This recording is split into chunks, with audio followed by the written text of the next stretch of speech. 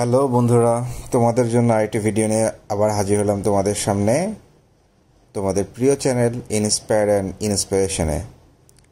আজকে আমরা আলোচনা করব অ্যাডোবে ইলাস্ট্রেটরে আমরা কিভাবে তিনটি টুলস শেপ বিল্ডার্স, রোটেট এবং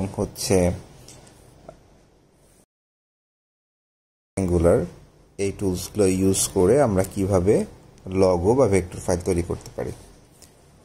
তো আমরা প্রথমেই দেখে নিচ্ছি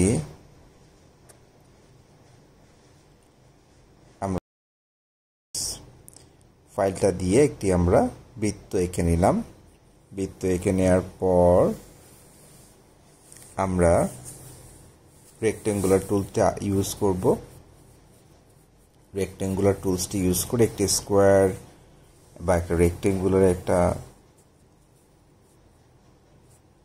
ফাইল নিব, ইমেজ নিব।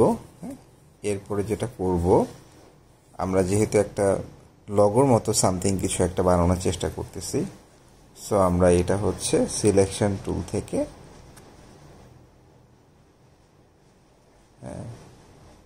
ফ্রি ট্রান্সফর্ম টুল যেটা আছে সেই টুলটা ইউজ করে আমরা জাস্ট এটাকে একটু নিচটাকে একটু ন্যারো করে নিচ্ছি।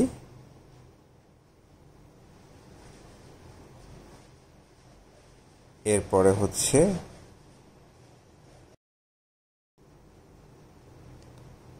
ডিরেক্ট সিলেকশন টুল ইউজ করে আমরা একটি পাতার মতো বানানোর চেষ্টা করলাম। আমরা অফসেট দিয়ে আমরা আবার ভিতরে আরেকটি পাতার মতো আঁকলাম এবং এরপরে কন্ট্রোল সি এবং ডি কমান্ড ইউজ করে কপি পেস্ট করে নিলাম। কমান্ডগুলো তোমাদেরকে আমি স্ক্রিনে তো দেখতেই পাচ্ছ আমরা কি কি কমান্ড ইউজ করেছি। এরপরে উপরে যে দুটো আমরা লেয়ার অঙ্কন করলাম সেই লেয়ারটাকে আমরা সিলেকশন করে আমরা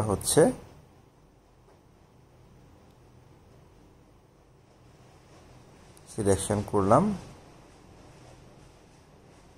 শেপ বিল্ডার্স টুল ব্যবহার করে আমরা নিচের অংশটুকু কেটে দিলাম।